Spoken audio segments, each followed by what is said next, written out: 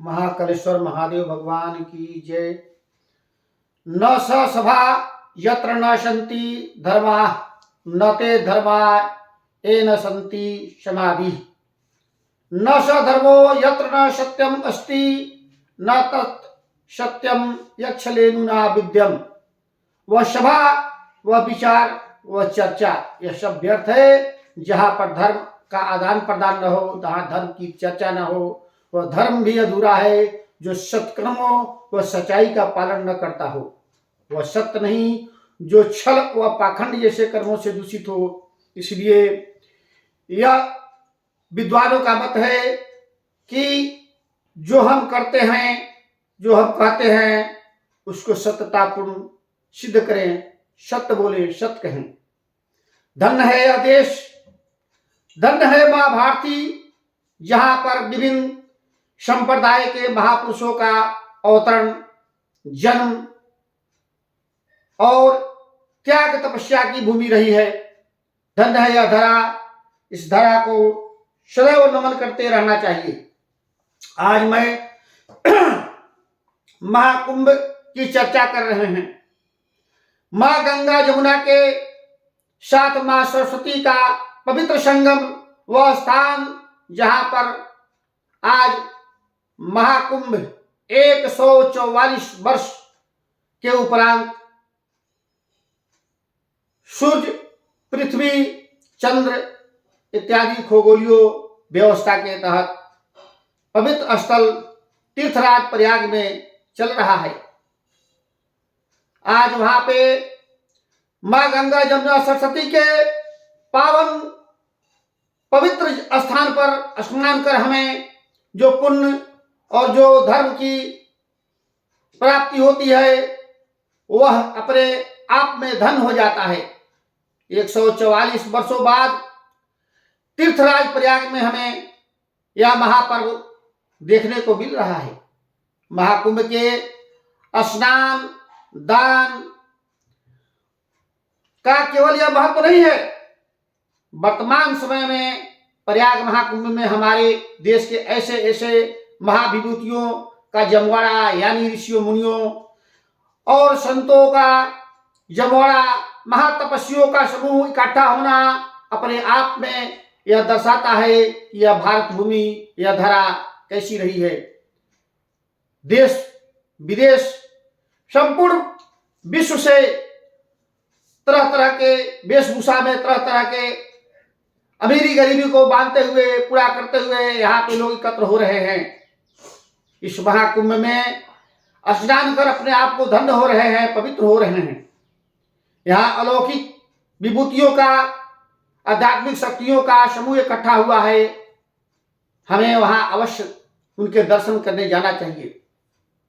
हमें शांति, आध्यात्मिक सुख, इस भौतिक जीवन में मोह से मुक्ति हो सकती है यदि हम कुंभ स्नान करके और वहां पर दान पुण्य करके अपने लक्ष्य को प्राप्त कर सकते हैं।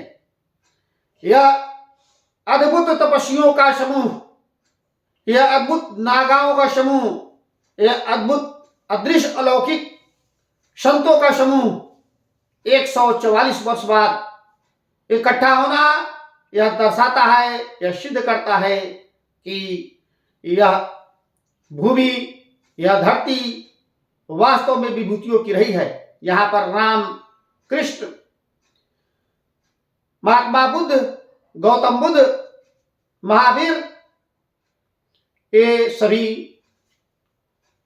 अन्य धर्मों के अनुयायियों का जन्म हुआ है, अवतरण हुआ है, अवतार हुआ है। इनके दर्शन मात्र से हम अपने आप को धन्य समझेंगे। कुंभ की व्यवस्था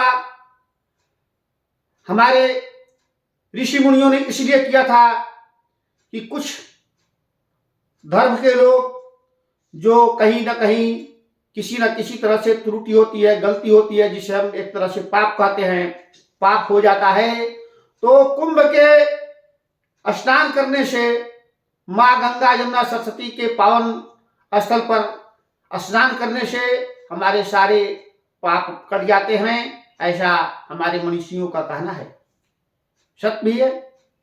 हम वहां पर जाएंगे। वहां पे ऐसे ऐसे विभूति आए हैं जो 30-30, 40 साल से खड़े खड़े श्री बाबा के नाम से जाने जा रहे हैं। कुछ ऐसे विभूति हैं जो एक पैर पर खड़े रह रहे हैं। कोई ऐसे हैं जो एक हाथ उठाए वर्षों से अपना जीवन यापन कर रहे हैं। कुछ ऐसे हैं जो अन्न जल ग्रहण के बिना ही जीवन जी रहे हैं। ऐसे महात्माओं के दर्शन मात्र से हम अपने आप को धन्य हो जाएंगे।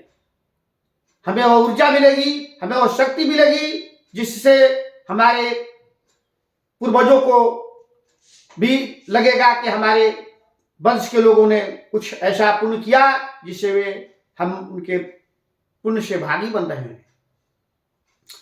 हम धर्म स्थलों के बारे में विचार का चयन कर इनका उदार तीर्थ स्थलों पर आयोजन किया गया है। भारतवर्ष के संपूर्ण तपो स्थली से ऋषि मुनियों का यहाँ जमवाड़ा हुआ है। यह इसलिए नहीं कि वो केवल अपने आप को तारने आए हैं, अपने आप को पुण्य कमाने आए हैं। वह हमारे भारतवर्ष के करोड़ों की करोड़ों संख्या में पहुंचने वाले दर्शनार्थियों और धर्मावलंबियों, धर्म प्रेमियों को उनका दर्शन होने से तमाम ऐसे कष्ट होंगे जो हमें दूर हो जाएंगे। हम महाकुंभ के बारे में थोड़ा चर्चा करेंगे। कुंभ की उत्पत्ति कैसे हुई? कुंभ घड़ा दुर्वासा ऋषि के श्राप से महालक्ष्मी भगवान विष्णु से अलग होकर और समुद्र में विलुप्त हो गई। विद्वानों का मत है, शास्त्रों में वर्णित है, चूंकि उन्होंने इंद्र को श्राप दिया था कि तुम श्री विहीन हो जाओगे। श्री मतलब लक्ष्मी विहीन। और कोई भी राजा, कोई भी राज, कोई भी शक्तिशाली व्यक्ति श्री विहीन हो जाए तो उसका कोई अर्थ नहीं होता है। इंद्र को पश्चाताप हुआ। श्राप क्यों दिए? इंद्र दुर्वासा ऋषि की मुलाकात रास्ते में होती है। दुर्वासा ऋषि एक माला इंद्र को पहनाए। इंद्र को वह माला अच्छा नहीं लगा। उन्होंने एरावत हाथी को पहना दिया। एरावत हाथी से माला को झटक कर फेंक दिया। यह देखकर दुर्वासा ऋषि कुपित हो गए। उन्हें क्रोध हुआ। उन्होंने कहा कि हे इंद्र, तुम्हें श्री का अहंकार हो गया है। मैं तुमसे श्री ही हटा दे रहा हूं, तब तुम्हें ज्ञात होगा कि राजा कैसे होता है और महात्माओं का अपमान कैसे का दंड मिलता है। इसी के बाद समुद्र मंथन होता है। समुद्र मंथन के उपरांत जो कुंभ अंतिम में निकलता है। कुंभ में तो 14 रत्न निकले थे। 14 रत्न में सबसे अंतिम 14वां रत्न कुंभ को लेकर। कुंभ में क्या था? कुंभ में अमृत था। अमृत से भरा हुआ कुंभ लेकर महर्षि धन्वंतरी निकलते हैं। उससे देखकर देव और दानवों में युद्ध छिड़ जाता है। देव चाहते हैं कि दानव अमृत न पी पाए ताकि अमर हो जाएंगे, और दानव चाहते हैं कि मैं पीकर अमृत को प्राप्त करूं ताकि देव हमारे अधीन रहें। इसी बीच इंद्र का पुत्र जयंत आता है और धन्वंतरी से घड़ा लेके कुंभ लेकर भागता है। भागने के दौरान वह अमृत का बूंद प्रयाग के गंगा नदी में, कुछ बूंद हरिद्वार के गंगा नदी में, उसके बाद कुछ बूंद उज्जैन के शिप्रा नदी में, और कुछ बूंद गोदावरी तट पे नासिक में गिर जाता है। उसी अमृत को लेकर हमारे ऋषि मुनियों ने वहां पर अमृत पान के क्रिया को अपने भक्तों में जागृत करने के लिए कुंभ का आयोजन किया। इस कुंभ से हमें बहुत लाभ है।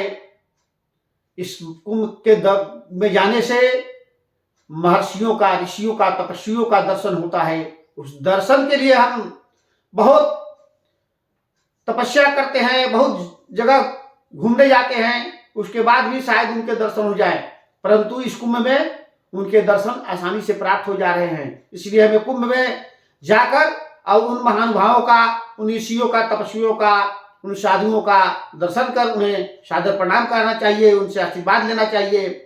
कुंभ की यही महत्ता है। हमारे ऋषि मुनियों ने कुंभ को इसी व्यवस्था के तहत, यह हजारों साल से चली आ रही है, नई व्यवस्था नहीं है। कभी छोटा होता है, कभी बड़ा होता है, कभी कुंभ होता है, कभी अर्धकुंभ होता है, कभी महाकुंभ होता है। यह महाकुंभ 144 वर्षों बाद हमें बहुत सौभाग्यशाली हम हैं कि हमें यह महाकुंभ का दर्शन हो रहा है। इसलिए हमें महाकुंभ में जाकर और दर्शन करना चाहिए। इस महाकुंभ में मेला दर्शन के दौरान संपूर्ण विश्व के अधम इंसान से लेकर उत्तम इंसान तक के मौजूद हैं और वहां पर अशुभ प्रवृत्ति के लोगों को का भेंट मुलाकात होने के उपरांत हमें ऋषि और तपस्वियों, देव प्रवृत्ति के लोगों का भी संपर्क मिलेगा। यह परंपरा हजारों सालों से चली आ रही है। यहाँ आने पर हमें सामाजिक आधार के स्थान पर आध्यात्मिक शक्ति भी के दर्शन भी होते हैं। पृथ्वी चंद्रमा के काल चक्रों के घूमते घूमते रहने के कारण इसी प्रभाव से इंसान पर पड़ता है। प्राचीन काल से योगियों, गुरुओं पर पृथ्वी पर ऐसे स्थानों पर चयन किया गया, ये 4 जगहों को चयन किया गया। नासिक गोदावरी तट पर, उज्जैन क्षिप्रा नदी के तट पर, हरिद्वार गंगा नदी के तट पर, और तीर्थराज प्रयाग जो अपने आप में पुराणों में वर्णित है कि तीर्थराज प्रयाग में जहां पर 3 नदियां गंगा, यमुना, सरस्वती के संगम को जो स्नान करता है, दान करता है, वह पुण्य का भागी होता है। यह ऐसे चयनित नहीं हुआ, बड़े ही घोर तपस्या से, बड़े ही उचित विचार से हमारे ऋषि मुनियों ने, हमारे देवी देवताओं ने इस स्थान का चयन किया।